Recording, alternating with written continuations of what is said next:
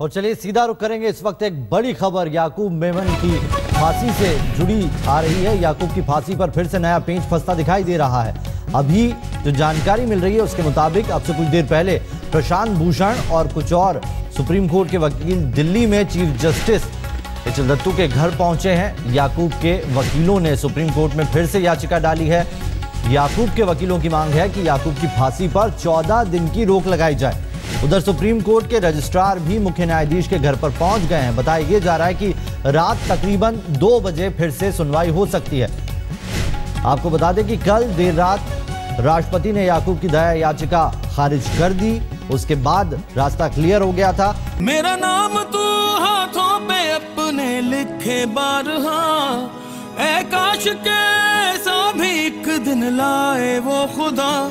तू ही मेरा मेरा मेरा, तू ही मेरा मेरा मेरा, तू ही मेरा मेरा मेरा, तू ही मेरा मेरा। गुजरात में पटेल यूं तो कई दशकों से आरक्षण मांग रहे हैं, लेकिन 25 अगस्त 2015 की तारीख और ये भीड़ एक नई कहानी बयां कर रही है।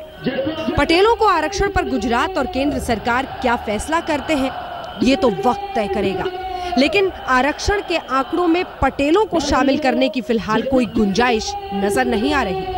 कभी फिल्म का चक्कर न तेरे बस का नहीं, जाके ना जाके किसी दुकान पे पंक्चर लगा जाके सके। अब मैं क्या पंक्चर लगाऊंगी, मेरी तो खुद की गैस लीक होती रहती है।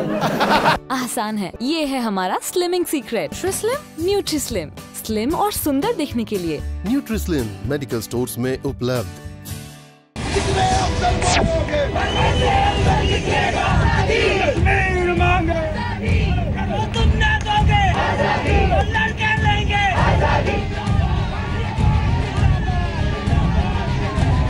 कितने अफसर मारोगे? 2 दिन पहले जेएनयू में हुए इस प्रदर्शन ने पूरे देश की भवें टेढ़ी कर दी थी। सवाल हो रहा है कि आखिर भारत में पाकिस्तान जिंदाबाद कहने वाले आतंकी अफजल गुरु को शहीद कहने वाले देश विरोधी नारेबाजी करने वालों को कैसे बर्दाश्त किया जा रहा है।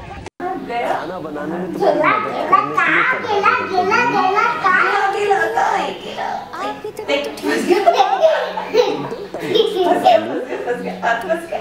ऐसी बातें कर रहे हैं आप।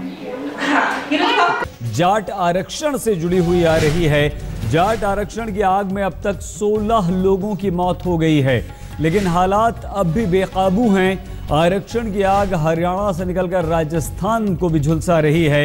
आज प्रदर्शनकारियों ने भरतपुर में एक बस को आग के हवाले कर दिया है। आगरा जयपुर हाईवे बुरी तरह से प्रभावित हुआ है। उपद्रवियों ने हाईवे को पूरी तरह से जाम कर दिया है। हरियाणा के अंबाला में एक मालगाड़ी फूंक दी गई है तो सोनीपत में एक मॉल को निशाना बनाया गया है। आज प्रदर्शनकारियों ने रोहतक और झज्जर के बीच हाईवे को कई जगहों से काट दिया है। स्थिति पर काबू पाने के लिए सीआरपीएफ की 47 कंपनियां तैनात की गई हैं। जम्मू से 6 अतिरिक्त कंपनियां भी बुला ली गई हैं। चलते हुए बैलेंस बना के चलना।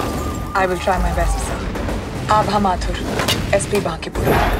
मैं इस जिले की पहली महिला एसपी हूँ और एक बात आप सभी याद रख। पुलिस कह रही है कि महिलाओं से गैंग रेप हुआ, इसकी पुष्टि नहीं हुई है, लेकिन एबीपी न्यूज को एक ऐसा चश्मदीद मिला है जिसके बयान से ये साफ हो रहा है कि उस दिन महिलाओं के साथ मूर्थल में कुछ घटना घटी थी। ट्रक ड्राइवर निरंजन सिंह उस दिन मौके पर थे। भीड़ ने उनके ट्रक को भी आग लगा दी थी। निरंजन ने एबीपी न्यूज को बताया है कि भीड़ में शामिल लोग महिलाओं को खेत में ले गए थे। खुद निरंजन के सामने भी महिलाओं के कपड़े फाड़े गए। निरंजन ने कहा कि उस दिन जो हुआ वो शर्मनाक होने के साथ ही 1984 के दंगे से भी ज्यादा भयावह था।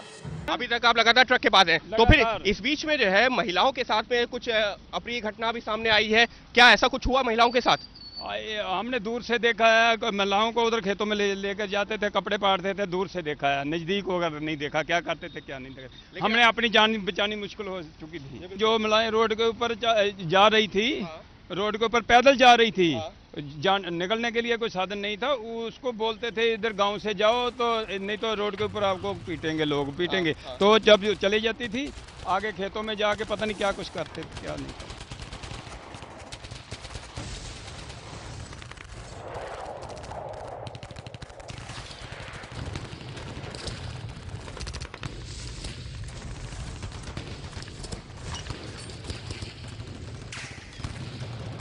बस यही है मेरे देश का कहानी चक्र। घूम रहा है बेधड़ल्ला बेफिक्र। इसकी व्यथा उसकी कथा। मौन जनता का लाचार यंत्र, स्वार्थी अक्ल का उस पर जुगाड़ी तंत्र।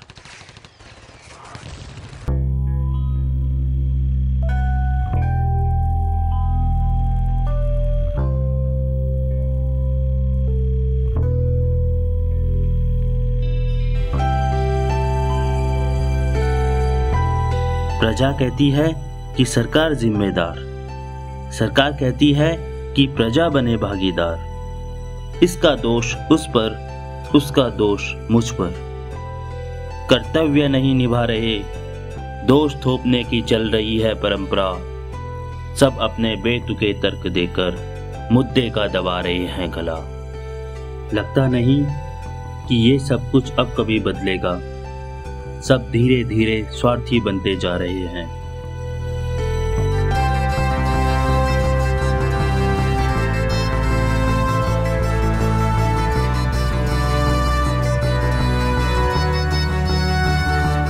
लेकिन खबरदार, तुम भी अगर स्वार्थी बन गए तो फिर भारत माँ की आंखों में अटके आंसू सच में छलक पड़ेंगे।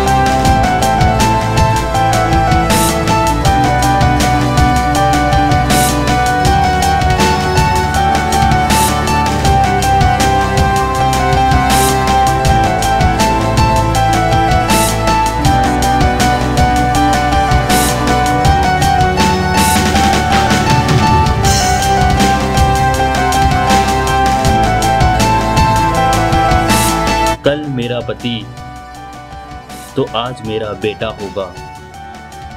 मैं तो योद्धा भेजती रहूंगी, पर अब समझ ये नहीं आता कि लड़ना बाहर वालों से है या अंदर वालों से।